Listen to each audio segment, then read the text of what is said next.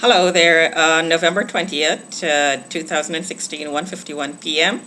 Uma Rampersad speaking. I'm just going to elaborate a little bit more on the first part of the story that I started in my last presentation. So the second part, the continuation of the targeting program that I was placed in, as I spoke about in the first video. Um, the second part of that story is this.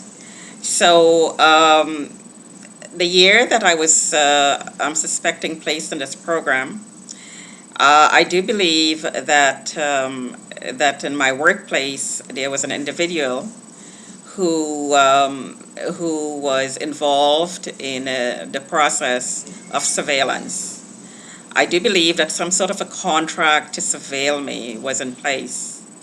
And this was probably involving the city, I'm suspecting. I do believe that someone I'm suspecting espoused me or joined me in that organization and took on the responsibility of looking after me, quote unquote. Sort of like a foster person, because I was represented in the system as mentally ill, retarded, and used to be a prostitute. So I do believe that there was some sort of a contract that was for the duration of time that I was in that company. However, this process also involved the member of the family that was taking part in this targeting. So the contract also somehow had to do with this person, and I don't know exactly how the connection was made legally. If it was made on paper, could be just a verbal communication, a verbal agreement. Um, Now, in that particular workplace, it was contract, so the contract ended. Now, the surveillance contract, I do believe, was extended to by either the individual or the organization I'm suspecting. It was extended to take care of me, to surveil me, sort of like being on probation. Only this was run by a private citizen with the community participating in the program. So if someone were to be charged with a crime and the person gets probation, then a probation officer would be in charge of the probation period, be in charge of the person during the probation period. Now, this would be similar to that, only it's a private person, and the community is surveilling.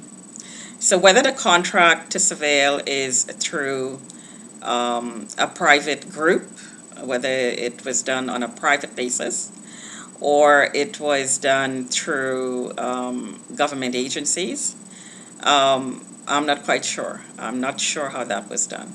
I do know that I was being surveilled, I was being tracked anywhere I go. And I do believe that the contract to surveil, however that was structured, extended beyond the time that I was with that company. Now, when I went on and found another job, and I have to say here that I had a horrific time trying to find work because this program was running in the background of my life, and the information was being disseminated about me in public that was criminalizing me. So it was very difficult to find work. So I decided to go into another field altogether and drop my wages dramatically. But I wanted to work and I did not want to stay home. So I went into sales. And lo and behold, when I went into the other organization, the same thing happened all over again. I was being ostracized. I was being reprimanded for things like talking to people. I was being disrespected. I was being treated as a prostitute. I was called a prostitute in the workplace. Um, I did not know what was going on, so I reported this to the police. Um, there was a certain individual. There was, and this was consistent with the previous workplace. There was a certain individual who took on some sort of a monitoring responsibility that was reporting to maybe a court, an official court. I'm not sure because I'm suspecting that the first time it happened, the person who did this made me a ward of the court and put it in a court system. And information was being presented to the court system about me. And one person in the workplace was responsible for that. Again, I was surveilled, tracked, and harassed, and information about me was being sent out into the public arena, and people were voting as to what to be reported on, because there was a reporting system in place about my progression, about my areas in which I was declining, my health issues, whether I was having breakfast or not, whether I was looking too thin, little things like there's a rash on her skin, stuff like this.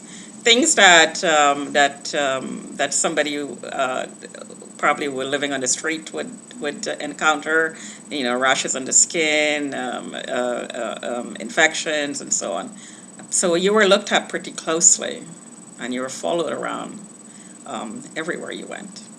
So there was a reporting system in place, and all kinds of things that were reported about me. And my medical records were accessed, I'm suspecting, because I heard things about only I would know that I did in the past. All the tests I took, all the things I was tested for, all this was somehow made available to this monitor in the second workplace as well. I've had in the second workplace where someone were being placed around me all the time. They were placed in around my desk, the person was always trying to make contact with me. So much so that I finally asked to be removed completely out of the area in which he was in, completely, and put in an office all by myself. It was becoming so annoying and so distracting and so upsetting sometimes, depending on what he said. He would bump into my chair, try to make contact in different ways, ask me for rides, and so on. The pattern, what I'm trying to say here is the pattern repeated itself in the second company. I also heard in directed conversations around me that the second company was trying to get the contract to surveil in the company itself, so the company would be responsible for exactly what the first company was doing, rather than somehow reporting to the person who was still in the first company. So, in other words, I was on some sort of a subcontracted surveillance program. So the people in the company that I was working with was reporting to the first set of people in the first company I was working with, and I'm suspecting there was a team there in the first company. So the contract to surveil was extended beyond the time that I was in the first company. So in a way, I was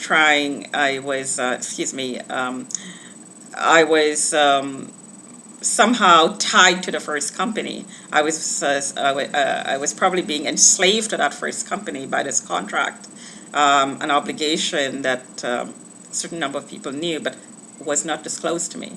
So that's, in a sense, enslavement to the first company, because this company would constantly be trying to get me back to the first.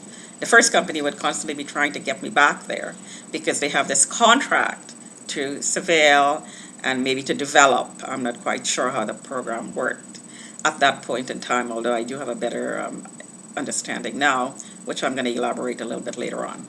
So that was the second company. And in my third blurb, I'll explain what happened after that.